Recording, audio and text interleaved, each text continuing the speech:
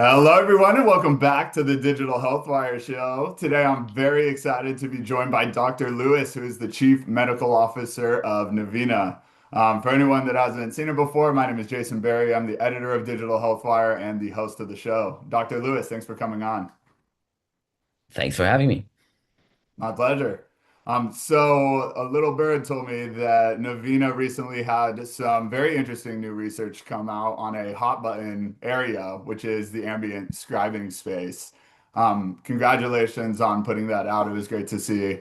For Thank you. anyone that didn't catch it, could you kind of walk us through the study design and setup and the key research area you were exploring? Yeah, sure, Jason. So when one looks at ambient documentation, the question that we were interested in is, hey, what's the additive value of adding in the historical clinical context of the patient? So what's historical clinical context? Everything we know about the patient before they walked in, whatever in these is in the electronic health record is coming in through the HIE, etc. So our hypothesis, and this is just a common sense hypothesis, is if we generate a note that includes both the ambient conversation and the historical clinical context, the generated note is going to be better. It's going to be more complete. It's going to be of higher quality. But that was just the hypothesis. We searched around. We saw that no one had really published anything about this. And we said, this is really interesting. Let's design an experiment where we would quantify and try and prove that hypothesis. And it ties in, the reason we were doing this, because it ties in with what we're doing in Avena, which is we started out with a platform that's able to summarize the historical medical information and present that summary to the clinician. But then we added on, we launched an ambient component which adds in the ambient conversation as an additional data feed. So we sort of started out with the historical context, and then we added in the ambient conversation as another data feed. And then, as I was saying, it was interesting for us to see, hey, what does this actually add, and Mhm. how much does it add? Right. It makes sense that bringing in the patient's medical history and historical context improves the note, but you're wrapping some numbers around how much does it actually improve it. Were these That's right. patients, was this primary care? What's the setting for these notes, these conversations? Yeah. So the setting is primary care. And the specific setting that we set out to study was in the context of chronic conditions, right? So obviously, Jason, if someone is coming in with a strep throat or back pain, unless those are chronic conditions for the patient, if it's just an acute condition, probably the data in the chart is not going to really make the note much better than it was just by capturing what the patient is telling me as a doctor. Mhm. So we weren't interested in that area.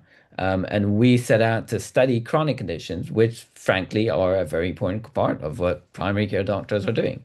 Mhm. And since this was a pilot study, we said, okay, let's start with two chronic conditions. So two of the most chronic conditions in primary care are diabetes and hypertension. So we Mhm. picked those two conditions, and we did the study at a bunch of different sites with two organizations that are partners of ours, DTC Clinic in Denver, Colorado, and Hudson Headwaters Health in upstate New York. Perfect. And I saw the results and they were pretty impressive. I don't want to steal your thunder here. How big of an improvement did tying in the medical history make to the completeness scores and quality of these notes that you were looking at? So the way we measured it is we look for a validated clinical instrument, so a questionnaire Mhm. that would enable us to take this sort of qualitative information, which is how good the note is, how complete is the note, and put a number on it. So we use the Q note score, and we use a specific section of the Q note score, which uses the assessment because that's exactly what we were researching. We didn't look at the HPI or the review of systems. We just looked at the assessment. And we broke it down into a bunch of different parameters. Um, One of them being completeness, the others being clinical coherence, clarity, conciseness. And then we scored at the overall quality, the final assessment score as a composite. Mm, So on the completeness part, when we compared across both conditions, the just the ambient versus the consolidated note that included ambient plus the clinical history, it was an mm, improvement from 80 on a score of 0 to 100, 80 for the ambient and 94.8 for the consolidated note.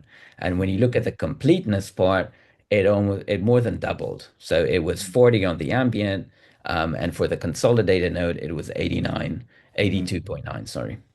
Yeah, it doubled the completeness score from around 40 to around 80.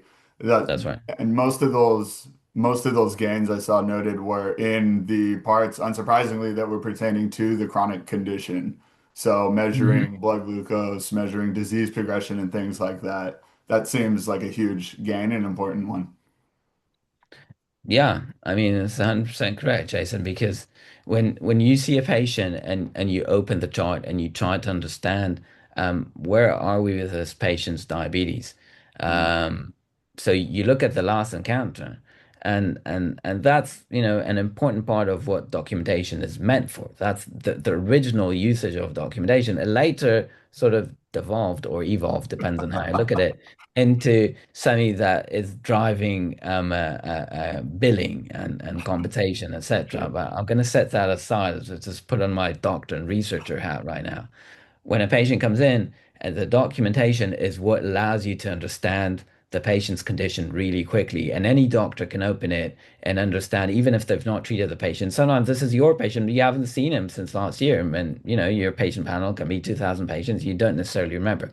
So going back to your question, for diabetes, for example, it's really important to understand, hey, is it controlled or uncontrolled? What is the A1C? What was the previous A1C, and what's the trend for the A1C? How are the kidneys doing? Mhm. Do we have CKD? And can we have some, actual markers? What's the ACR, the albumin-creatinine ratio? Is there proteinuria? Blood pressures, right? You want to look at the blood pressures and understand, okay, just give us a reading. Is it better or worse than what it was in the last time the patient came in? What medications is the patient taking? Now, all of those, which is basically what they teach you in medical school, you should be documenting. Um, One doesn't always say that, specify every detail out loud when you're meeting with a patient.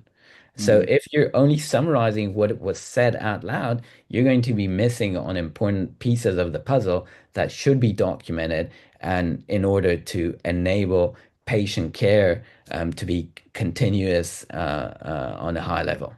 It's great to see the numbers like actually tied to that gain when you incorporate the medical history. It's surprising given how much of a hot button research area that the ambient space is and documentation is right now that hadn't really Mhm. been done. When you were going through the results of this study or setting it up, was there any new research questions that kind of came to mind or like topics for future kind of investigation? Yeah, so I mean the number one thing that we have planned moving forward is expanding this pilot study into a much larger study. So, enlarging the N from the 350 or so that we had in this study to 3,000 plus, and instead of just looking at two chronic conditions, let's look at 10 chronic conditions instead of two sites. Let's have 20 sites.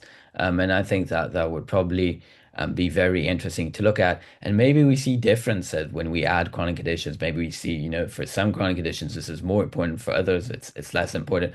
Mhm. We had a bit of I'd say hints that there is a difference between hypertension and diabetes, and it also makes sense clinically, just in terms of the markers you need to be mentioning for diabetes versus hypertension. So that's an area that's going to continue be interesting to us. And yes, there's a ton of research around Ambient. So a ton of business activities, all the vendors, but also a ton of academic activity with a lot of research, very interesting. Um, and the people are measuring time saved and a mental burden Mhm. and burnout. So all of those are very interesting. Our angle is looking at the actual quality of the note and the Mhm. completeness of the note.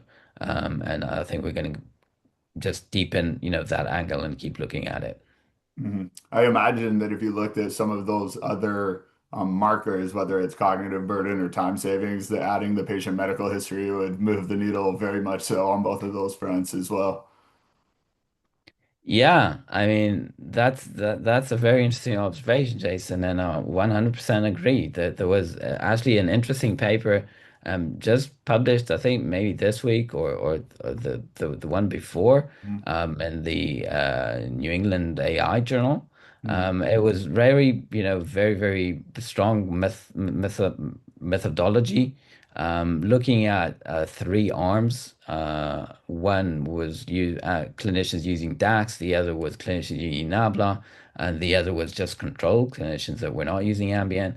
And the results were, sort of a bit underwhelming. They looked at time savings. They saved some, were able to show some time saved with NABLA. And Mhm. by the way, NABLA is amazing. They're partners with Navina. Mhm. And they also were not able to really show significant time savings with DAX at all, Mhm. and which is surprising. The other thing is they had a bunch of questions that they asked clinicians, and one of them was, I don't remember the exact phrasing, but one of them was the note generated by the ambient platform is at least as good as the average note I would generate, and the average answer to that was basically about three on a scale of 1 to 5, with three being sometimes. Mhm. So I think, as underwhelming as a word that comes to mind. Mhm. And part of the reason, at least, the mechanism that I propose for not saving that much time as one would expect, and the note being not as good as one would expect, is that it's only summarizing what we're saying. Mhm. And the normal note a physician would write synthesizes, right? The thought process when you're writing the note, you're thinking, okay, what do we learn from the patient counter right now? And you're definitely learning important information that you're going to be putting in the note. But you're also going to be putting in information that you may not have said out loud, but you read about it in the chart when you did the chart review. And that's the added benefit that we were showing in the study we did now of incorporating that longitudinal patient Mhm. data into the note. Mhm. That hypothesis sounds sound to my ears, so looking forward to more research along this front right here. Thank you. Maybe to leave the audience with a takeaway for anyone that's looking at incorporating a new ambient AI solution or just weighing different options in this space, what does this research tell us about what might make a good decision versus one that has a little extra baggage attached to it, if you will? So I think when one is looking at bringing in ambient scribes, um, it would be wise to zoom out a bit and just get the holistic view of what the doctor needs to be doing and what they're doing. So just summarizing what is said out loud is only going to solve some of the problem. It's probably not going to save that much time. The quality may not be what we would expect it to be. It is going to reduce burnout and some cognitive load, etc., as was proved, which is amazing. This is amazing technology. But we should zoom out a bit and understand that this AI solution we're bringing in should have a wider view of what it's bringing into the table. So not just summarizing what's being said, but also bringing in that historical clinical context, summarizing what we know about the patient, enabling me to do a very quick pre-chart. That is Mhm. saving time. And plugging into the note that information, so I don't need to go into the note and edit it afterward. So I guess, to summarize, I guess my observation would be zoom out and look at what we're actually trying to solve. And Just to clarify, Navina, how you mentioned a partnership with Nabla, but does your solution incorporate this medical history and tie it in with the notes as you kind of do the ambient piece Yeah, of it? we're very proud. That's what triggered our research, because our platform's able to do that. We started out, as I mentioned, from the other side, from summarizing the record, and we've been adding in together with, we're partnered with Nabla on that, on adding into the Navina solution the ability to also bring in the ambient. So, Hmm. but for Navina, when you're using the Navina platform, the ambient is just part of the puzzle. It's another Hmm. data feed coming in. There's the historical data coming in, and the note incorporates both of them together. Nice. Well, we saw it here with this research. If you want complete notes, that's a good way to go about it. Dr. Lewis, thank you for coming on the show and walking us through everything. It was great to have you on. My pleasure. Thank you, Jason. Yes, sir. All right, everyone. That's been the Digital Health Wire show. Thank you for tuning in, and we will see you next time.